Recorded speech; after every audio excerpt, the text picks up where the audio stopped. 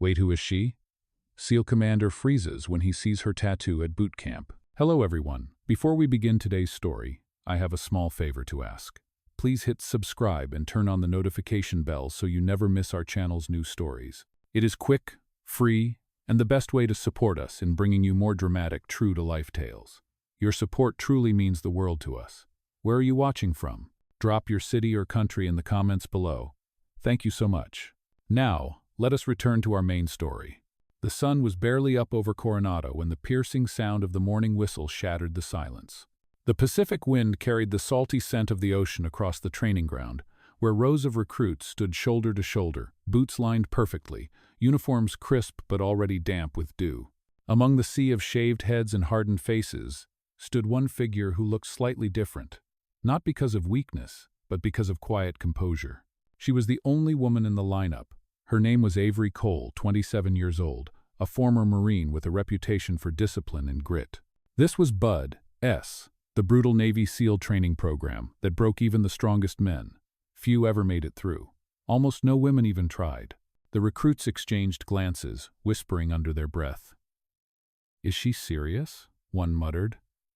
"No way she's gonna last a week." Avery did not react.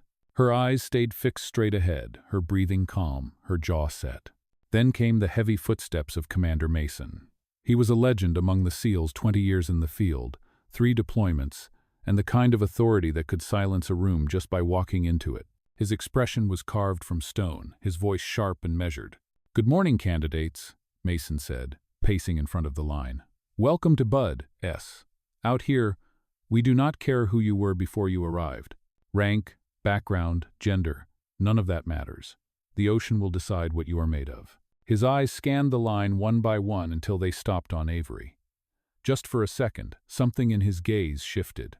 A flicker of recognition, a pause that lasted only a heartbeat, but long enough for his second-in-command to notice. Mason quickly looked away, continuing his speech, but that instant of hesitation left a faint crack in his otherwise perfect composure. "By the end of this week," he continued, "half of you will be gone. You will ring that bell when your body or your mind gives up. Out here, pain is your new best friend. Welcome to Hell Week." The group shouted back in unison, "Yes, sir," and the drills began. Sand, sweat, and salt water blurred together as they crawled, lifted, and ran. Avery moved with quiet determination. Her form was clean, her breathing steady, her will unshaken. Commander Mason watched from a distance, his eyes narrowing slightly each time she passed by. Something about her posture, her control, her silence, it all stirred something buried deep inside him. Later that afternoon, during a break near the obstacle course, Mason stood by the edge of the sandpit, arms crossed. He saw Avery remove her jacket to wipe her face. For a brief moment, the sleeve of her shirt lifted, revealing a small tattoo near her shoulder, a hawk soaring across a crescent moon. Mason froze, his heart skipped. That mark, he had seen it before. Years ago, in a dusty outpost halfway across the world, on the arm of a man who had saved his life, a man named Cole Harris. He blinked, his jaw tightening. "No," he whispered under his breath. "That cannot be." The whistle blew again, snapping him out of his thoughts. Recruits scrambled back into formation, and Mason's mask of authority returned. But as the drills continued and the waves crashed against the shore, one question echoed in his mind: who is she, and why does she have his brother-in-arms tattoo? He did not yet know that the answer would change everything he thought he knew about loyalty, legacy, and the cost of promises made long ago. The second day of training began before dawn. The air at Coronado was sharp and cold, the kind that stung the skin and forced every breath to feel like it carried salt and steel. The recruits lined up again, faces pale from exhaustion and lack of sleep. Their boots were still wet from the ocean runs the night before. Avery Cole stood in formation, eyes forward. The ache in her muscles had already settled deep into her bones, but she refused to show it. Every movement, every breath was measured. She knew eyes were on her, not only from the other candidates, but from Commander Mason himself. From across the field, Mason watched her silently. He had barely slept. The image of that tattoo haunted him, flickering in his mind like an old reel of battlefield memories. The hawk, the crescent moon, it was not just similar, it was identical. He could still remember the night his teammate Cole Harris had gotten it. They had been huddled in a tent in Kandahar, the air thick with dust and adrenaline, when Cole laughed and said, If I do not make it home, this hawk will keep flying for me." Now that same hawk was inked on the shoulder of this young woman. The coincidence was too perfect to ignore. Mason clenched his jaw and turned away, forcing himself back into command mode. Personal feelings had no place here. "Let us move, candidates. On the beach, now." The group sprinted toward the shore. The Pacific was angry that morning, the waves crashing hard enough to rattle the wooden dock nearby. They dove into the freezing water, gasping as the cold bit into their skin. Mason paced the sand, shouting instructions over the roar of the sea. Avery swam ahead of most of the group, steady and silent. She did not waste energy trying to prove herself. She simply refused to fail. Mason found himself watching again, his focus slipping from the overall formation to her rhythm. Every stroke reminded him of Cole's strength, the same calm precision in chaos. When the exercise ended, Mason blew the whistle. "Out of the water," he barked. The recruits scrambled ashore, coughing and shivering. "Drop for push-ups. You have 2 minutes." As they hit the sand, Mason crouched beside one of the instructors and spoke quietly. "That one," he said, nodding toward Avery. "Cole, I want her file." "Everything." The instructor hesitated for a moment, then nodded. "Yes, sir." Come. Later, when the recruits were dismissed for chow, Mason went straight to his office. The folder was waiting on his desk by the time he arrived. He sat down, still dripping seawater onto the floor, and opened it. Name, Avery Lynn Cole. Age, 27. Previous service, United States Marine Corps, Military Police Division. Commendations, 2 Navy and Marine Corps Achievement Medals. Next of kin, father, Cole Harris. Deceased, Kia, Kandahar, Afghanistan. Mason leaned back in his chair, staring at the page until the letters blurred. His pulse slowed, heavy and uneven. So he had been right. She was his teammate's daughter. He rubbed his temples, remembering the last time he saw Cole Harris alive. The mission had gone wrong, fast gunfire in the dark, radio static, and that moment when Cole had shoved him out of the blast zone. Mason had lived. Cole had not. He had promised at the funeral to check on Cole's family. But deployments, guilt, and time had buried that promise. Now the man's daughter stood on his training field, carrying his name, his spirit, and that same hawk on her shoulder. Mason exhaled slowly. The right thing would have been to step back, to ask another officer to oversee her training. But he could not. Something deeper anchored him there. He closed the folder and looked out the window. The recruits were eating in the mess tent, heads bowed, too tired to talk. Avery sat alone, eating quickly, her posture straight, her expression unreadable. Mason murmured under his breath, "You have no idea who I am, do you?" The wind outside howled through the flagpoles, and the sound almost seemed to answer him. He knew that sooner or later he would have to face her. Not as a commander, but as a man who carried her father's ghost. For now, though, there was training to finish, and Mason was not about to let his emotions interfere. Day 2 is over, he thought, and this is only the beginning. The 3rd day of training broke under a heavy fog that rolled in from the Pacific, covering the base like a blanket of smoke. Visibility was low, and every breath carried a chill that seeped deep into the lungs. The recruits stood at attention in the cold, barely awake, waiting for the next order. Commander Mason walked slowly along the line, his boots sinking into the damp sand. His voice was calm but firm, the tone of a man who had lived through more storms than most could imagine. "This morning," he said, "you will learn the difference between teamwork and survival. In this program, one without the other will kill you." The recruits straightened, their faces tense. No one dared speak. The exercise was called boat crew drills. Each team was assigned a rubber raft weighing close to 200 pounds. The goal was simple: lift it, run with it, and keep moving across the beach and into the waves together. If one person faltered, the entire team suffered. Avery Cole was assigned to Boat Crew 4. She took her position under the heavy rubber hull, the sand cool against her bare feet. The command sounded, and the teams heaved the boats onto their heads. Avery gritted her teeth as the weight pressed into her shoulders. The men beside her were taller, stronger, but she did not let the gap slow her down. "Move, Boat Crew 4. The instructor shouted. "Pick it up. Move it like you mean it." They ran through the fog, the raft bouncing against their skulls with every step. The first 100 yards burned like fire in Avery's legs, but she refused to break stride. The man next to her stumbled, and without hesitation, she shifted her weight, taking more of the load until he regained balance. Mason stood near the shoreline, observing through the mist. His gaze followed Avery almost unconsciously. She was quiet, efficient, never complaining, never calling attention to herself. Just like her father. He could almost hear Cole Harris's voice echoing in his head, saying, "You lead best when no one sees you leading." When the crews finally reached the water, they threw the boats into the surf and jumped in after them. The icy Pacific swallowed them whole. Shouts, splashes, and curses filled the air as the teams fought to paddle against the current. Mason and his instructors watched closely for signs of weakness. Boat Crew 4 was falling behind. The current was too strong and the paddles were slipping. The man in front lost grip and the raft tilted dangerously. Avery barked out orders, her voice steady even as her teeth chattered from the cold. "Stay together! Row in rhythm! Left side! Dig deeper!" Slowly, the raft steadied. Inch by inch, they regained control, cutting through the waves until they reached the buoy marker. When they finally dragged the boat back onto the beach, Mason called them over. "Boat Crew 4, he said, "step forward."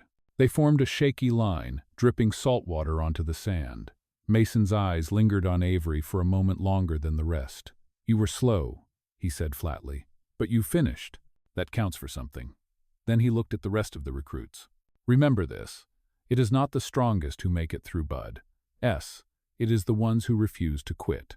The group shouted, "Yes, sir," and dispersed for the next round. As the day wore on, the drills became harsher. Burpees in the surf, log carries, endless push-ups in the wet sand. Every muscle screamed. The recruits were reduced to raw endurance, stripped of ego and identity. When the final whistle blew that evening, most of them collapsed in the dirt. Avery sat quietly by herself, staring out at the horizon. The sun was setting, bleeding orange and gold across the water. She reached up to rub her shoulder, her fingers brushing the edge of the tattoo, the hawk-and-crescent-moon that now marked her both as her father's daughter and as her own person. Mason watched her from a distance, arms folded. The more he saw, the more he felt the past pressing in. That same calm focus, that same refusal to yield, it was like seeing a ghost. He knew he could not keep avoiding the truth. Sooner or later, he would have to speak to her. Not as her commander, but as the man who had once made a promise he never kept. As the recruits marched back to barracks, the fog rolled in again, swallowing the beach in silence. Mason stood alone for a moment longer, staring at the waves that had claimed so many memories. "Tomorrow," he whispered to himself. "Tomorrow I will tell her. Sue." The fourth day arrived with the sound of rain hammering against the barracks roof. The storm had rolled in overnight, flooding parts of the training ground and turning the sand into thick, sticky mud. The recruits were exhausted, running on caffeine and willpower alone. But rest was a luxury no one was allowed. At 5 a.m, the whistle cut through the storm. "On the beach! Move!" Avery Cole pulled on her soaked uniform and sprinted through the downpour with the rest of her team. The cold rain felt like needles against her face. Lightning flashed across the horizon, followed by the distant rumble of thunder. Commander Mason stood near the shoreline, his rain jacket clinging to his shoulders, his expression unreadable. "Today," he shouted over the wind, "you will learn control under chaos. The ocean does not care how tired you are. Neither do I." The recruits were divided into small units and sent into the surf for a series of underwater navigation drills. The waves were violent, and visibility was almost zero. Avery was assigned as the point swimmer for her team. Her task: guide them through a set of buoys using a compass, while fighting both the current and exhaustion. As she adjusted her gear, Mason approached her. His voice was low, steady, but something in his tone felt different. "Cole," he said, "you will lead this run. Make sure your team comes back together. No exceptions."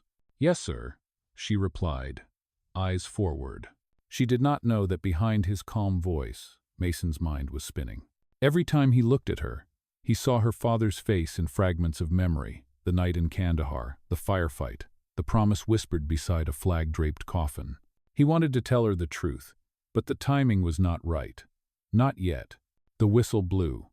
Avery and her team dove into the churning water. The cold was immediate and brutal. Waves slammed against them, threatening to tear them apart. Avery clung to the compass, shouting directions when she could. "Keep formation! On me!" The current shifted without warning. A massive wave crashed over them, scattering the swimmers. Avery fought to surface, gasping for air. She looked around, Two teammates were nearby, but the third, Torres, had vanished. "Torres!" she yelled, scanning the dark water. No answer. Another wave struck. She dove again, lungs burning, visibility gone. For a moment, panic clawed at her chest, but she forced it down. Control under chaos. She repeated Mason's words in her head. Then she saw it, a faint flash from Torres's dive light below, sinking fast. Without hesitation, she plunged down. The pressure squeezed her ears as she kicked hard, reaching him just before he drifted too deep. His regulator had come loose, and he was losing air. Avery jammed it back into place, grabbed his vest, and pulled him upward with every ounce of strength left in her body. They broke the surface to shouts and the sound of the rescue boat closing in. The instructors pulled Torres aboard first, then Avery. She collapsed onto the deck, coughing up seawater. Mason arrived seconds later. "Is she conscious?" he asked sharply. Avery nodded weakly, her voice hoarse. "He will be fine, sir." Mason looked down at her, the rain streaming down his face. "You just saved his life." She shook her head. "We do not leave anyone behind." Those words hit him harder than he expected. It was exactly what Cole Harris used to say. Mason looked away, gripping the edge of the boat. When they returned to shore, the recruits gathered in silence, soaked and shivering. Mason stood before them, his voice steady but softer than usual. "You were tested today. Some of you broke, but some of you held the line. That is the difference between surviving and leading." His eyes lingered on Avery. Dismissed. Later that night, Mason sat alone in his office. The rain had stopped, leaving only the hum of the fluorescent light above him. He stared at a framed photo on his desk, himself and Cole Harris, smiling in their younger days, their arms around each other's shoulders. He whispered, "Your daughter is tougher than we ever were, brother." Outside, the wind carried the scent of salt and wet earth. In the barracks across the yard, Avery lay awake, staring at the ceiling. She could still feel the weight of the ocean on her chest, and somewhere deep inside, she sensed that her commander was watching her for reasons she did not yet understand. The storm had passed, but something heavier was coming. By the fifth day, the recruits had begun to move like machines. Every motion, every response came from instinct and exhaustion fused together. Their faces were gaunt, their eyes sunken from lack of sleep. But none of them dared to show weakness. Not with Commander Mason watching. The sun rose pale and unforgiving over the training grounds. The storm had passed, leaving the air sharp and dry. The beach was still slick from the night tide, and gulls circled above, calling out as if mocking the recruits below. Avery Cole was already awake before the whistle sounded. She sat on her bunk, wrapping tape around her blistered hands. Her body ached from the underwater rescue, her lungs still sore from salt water, but her focus had never been sharper. Every morning that she woke up and had not quit meant she was still in the fight.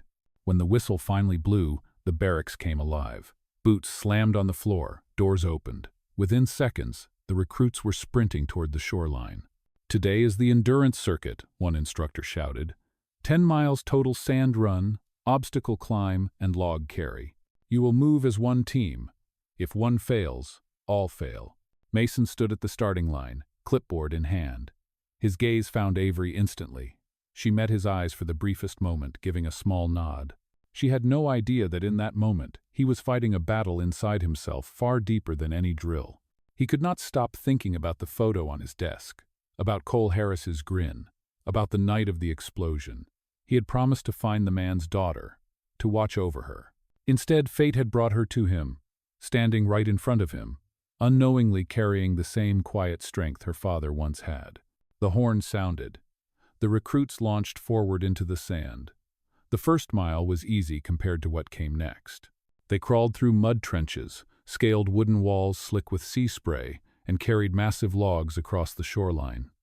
Every movement required teamwork, rhythm, and absolute trust. Avery was near the front, her breathing steady despite the fatigue. A few of the men struggled to keep pace, but she called out commands with precision. "Keep your shoulders under the log! Step together!" Her voice was clear, firm, and carried authority. Not the kind that demanded obedience, but the kind that inspired it. Mason followed on foot with the instructors, watching closely. He saw her adjust the team's formation, slow their rhythm when someone stumbled, push harder when morale began to drop. She reminded him of her father during that final mission, the calm center in a storm of chaos. At the halfway point, the recruits hit the wall climb. One by one, they hauled themselves up using ropes slick with sand. Avery reached for the top when a shout broke out below. One of the younger recruits, Torres, the same man she had saved in the water, had lost his grip. Without hesitation, Avery reached down, locking her arm around the rope. "Grab my wrist," she yelled. Torres reached up, his fingers brushing hers, slipping once before catching hold. With a surge of strength she did not know she had left, she pulled him up until he found footing again. When both of them reached the top, Mason called out, "Good recovery, Boat Crew 4." His voice was stern, but there was a rare flicker of pride in it. By the end of the course, every recruit was trembling from exhaustion. Mason gathered them together near the surf. "This," he said, "is where you start to understand who you are. Not when things are easy, but when everything inside you wants to quit." He looked at Avery again, and though his voice did not change, his eyes softened. "You keep showing up, Cole. That is what separates you from the rest." That night the recruits fell asleep almost immediately after chow, but Mason stayed awake. He sat alone in his office again, staring out at the moonlit beach. The training schedule lay open on his desk, but he was not reading it. He whispered to himself, "You would have been proud of her, brother." Then, after a long silence, he added, "Tomorrow, I will tell her the truth." But deep down, he was not sure whether he was ready or whether she was. The sixth day began with a heavy mist rolling in from the Pacific, wrapping the base in a quiet gray haze. It was the kind of morning that made time feel slower, heavier. The recruits had reached the point where exhaustion had become normal. Their muscles no longer hurt because pain had turned into a constant companion. Every motion was automatic now, every breath measured. Commander Mason stood by the training field, watching the recruits gather. His eyes were shadowed from sleepless nights. The decision he had made the night before weighed on him. Today, he would finally speak to Avery. She deserved to know who he was, and more importantly, who her father had been to him. But first, there was still the business of training. The day's schedule was brutal. Deep water navigation, cold exposure, and night survival drills. It was designed to strip away every ounce of comfort and force the recruits to face what they truly were. Mason knew this would be one of the hardest days of the program. "Listen up," he called out, his voice cutting through the fog. "Today, you will be tested on endurance, focus, and trust. You will spend hours in that water, and you will not come out until you prove you can function under extreme stress. You will rely on your team, or you will fail alone." The recruits shouted back, "Yes, sir," and began preparing their gear. By mid-morning, the teams were waist-deep in the Pacific. The temperature had dropped, and every breath burned like ice.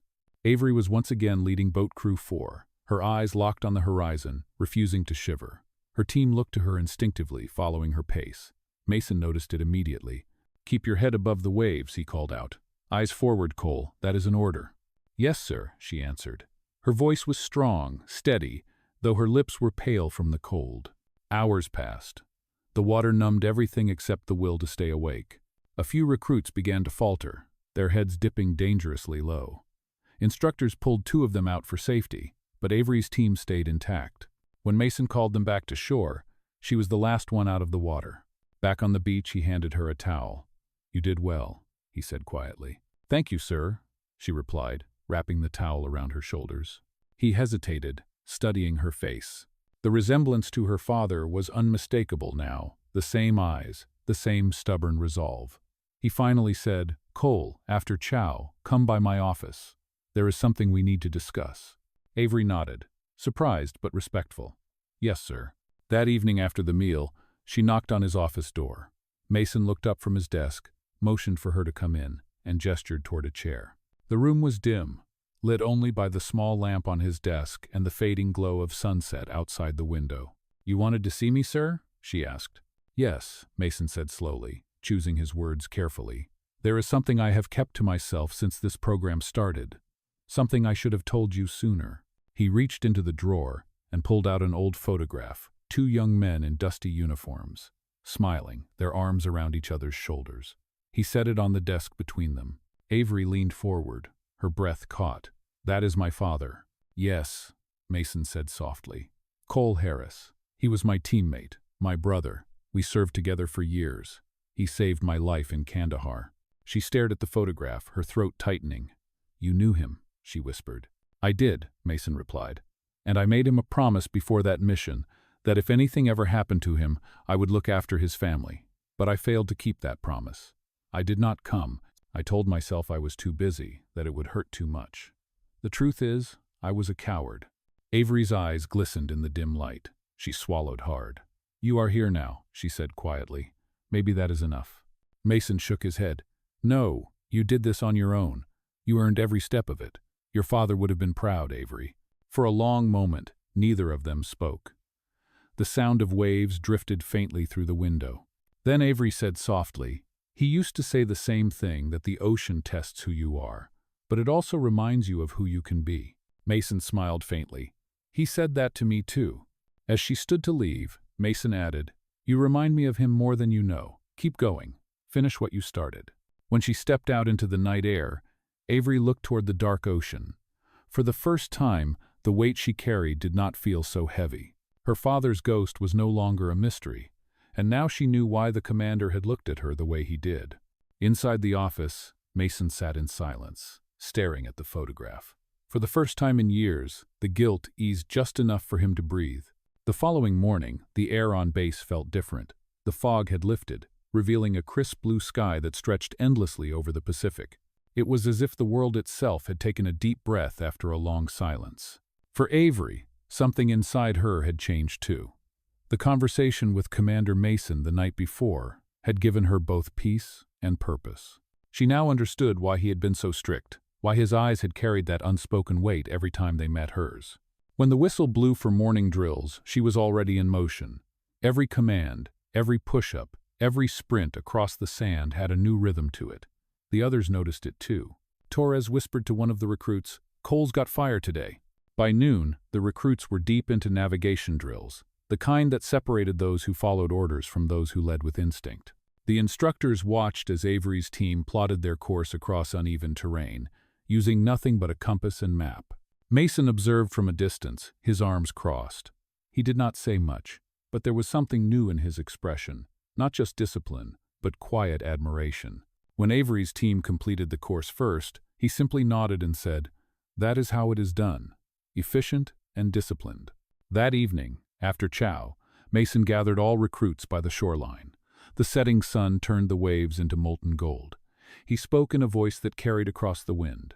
"You have survived Hell Week," he said. "Many did not make it this far.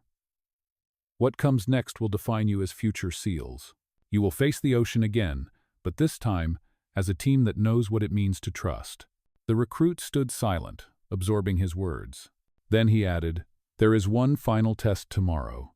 It is not about strength or endurance. It is about character, about who you are when no one is watching." That night, Avery lay awake in her bunk. The sound of the ocean echoed outside the barracks. Her father's face lingered in her thoughts, not the ghost she used to chase, but the man she now felt close to again. Mason's words replayed in her head. "Finish what you started." At dawn, she suited up once more. The final test was a solo endurance swim followed by a navigation course through the cliffs. It was meant to simulate a real extraction mission under pressure. The recruits were to start in intervals, each guided only by their instincts and training. When Avery's turn came, she stepped into the icy water without hesitation. The cold bit into her skin, but she moved with purpose. The sun had barely risen, casting a silver path across the waves. Mason watched through binoculars from the shore. He could see her small silhouette cutting through the surf, steady, deliberate, unyielding. As she reached the halfway mark, a rogue current pulled hard from the left, threatening to drag her off course. Mason's jaw tightened. For a split second, he almost ordered a rescue boat. But then he saw her correct herself, adjusting her angle, fighting the current head-on. When she reached the distant marker buoy and raised her hand in signal, the instructors cheered. Mason exhaled deeply, lowering the binoculars. She had done it not because she was the daughter of a hero, but because she had become one in her own right. That night the base was quiet except for the steady rhythm of waves. Mason stood alone by the shore, the wind tugging at his uniform. When Avery approached, he turned to her and said, "Your father would have said this himself if he were here. You made it, Cole. You are one of us now." Avery smiled faintly, eyes glimmering in the moonlight. "Thank you, sir, and thank you for keeping your promise." Mason nodded once, No, he said quietly. You kept it. The ceremony was held at sunrise. The sky above the base glowed in shades of amber and gold as the recruits stood in perfect formation on the parade ground. Weeks of pain, exhaustion, and endurance had all led to this moment. The ocean breeze carried the faint scent of salt and victory. Commander Mason walked down the line, his boots clicking against the pavement.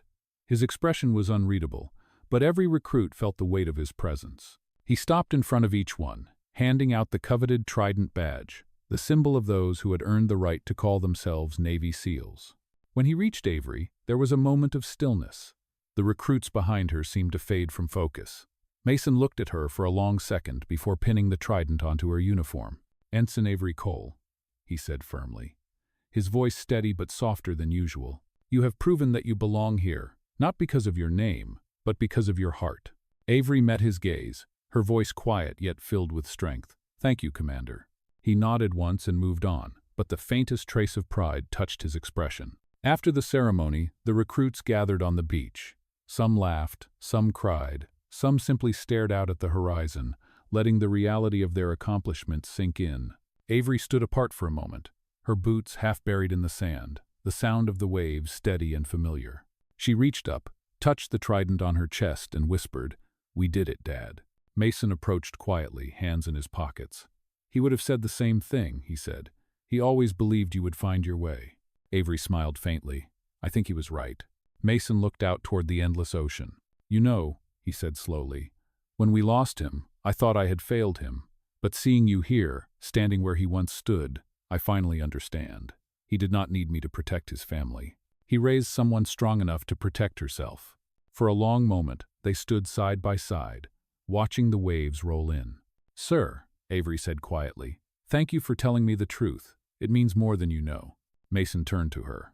"The truth always finds its way, Cole. Sometimes it just takes a little longer than we would like." As the recruits began to disperse, the sound of laughter and celebration filled the air. Avery turned to walk back toward the barracks, but Mason called after her. "Cole," he said. She stopped and looked back. "You remind me that some promises are worth keeping," he said, "and that second chances are real." She smiled, her eyes bright. "Then, I guess we both got ours, sir." Mason gave a small nod. "Dismissed, SEAL." "Null?" As she walked away, the first rays of sunlight broke fully across the horizon, painting the ocean in gold.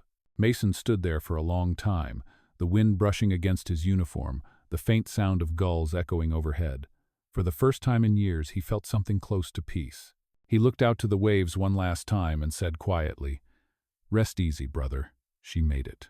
And somewhere deep inside, he knew that Cole Harris would have been smiling too. Weeks passed after the graduation ceremony, and life at the base slowly returned to its rhythm. The waves kept rolling in, the recruits kept training, and the same sunrise that had witnessed so many trials now greeted new faces each morning. But for Avery, everything felt different. She was no longer a trainee fighting for a place. She was now part of something greater, a SEAL, just like her father once was. Her name was engraved on the duty roster now, among the others who had made it through. Every time she passed that board, she paused for a moment, a quiet reminder of the journey that had brought her there. The pain, the exhaustion, the doubts, all of it had shaped her into the person she had become. One afternoon, as the sun sank low behind the waves, Mason found her at the edge of the pier, sitting with her boots dangling above the water. The sky was a wash of orange and crimson, the kind of sunset that seemed to hold every memory of the sea within it. "You always end up here," Mason said as he approached. Avery smiled without turning. "It feels like he is still out there somewhere, watching." Mason nodded, standing beside her. He would not have missed this for anything. For a while they said nothing. The ocean spoke for them, steady, endless, eternal. Then Mason said, "You know, when I first saw that tattoo on your shoulder, I froze. I thought I was seeing a ghost. Your father had the same one, the compass and wings." He said it reminded him that no matter where he went, he would always find his way home. Avery looked down at the inked symbol beneath her sleeve. "He told me the same thing when I was little," she said softly. "I got it after he did not come back. It was my way of keeping him close." Mason smiled faintly. "Seems like he guided both of us in the end." The wind picked up, carrying the familiar scent of salt and brine. In the distance, the sound of recruits training echoed faintly, shouts, splashes, and the sharp crack of orders being followed. Avery stood, brushing the sand from her uniform. "I will be joining the next deployment team," she said. "They need an operator with recon certification. I am ready." Mason looked at her for a long moment. There was no hesitation in her eyes, no fear, only calm resolve. "Then go," he said finally. "Do what your father would have done. Lead, protect, and come home safe." She saluted him sharply. "Yes, sir." He returned the salute, and as she walked down the pier toward the waiting boat, Mason felt the same mixture of pride and ache that only a commander and an old friend could understand. The boat's engine roared to life, cutting across the shimmering surface of the water. Avery stood at the bow, the wind in her hair, the horizon glowing before her. For the first time, she was not chasing her father's shadow. She was following her own path. Mason watched until the boat became a small shape against the setting sun. Then he whispered, "She found her way, Cole, just like you said she would." The ocean answered in its quiet rhythm, waves breaking gently against the shore, a promise kept.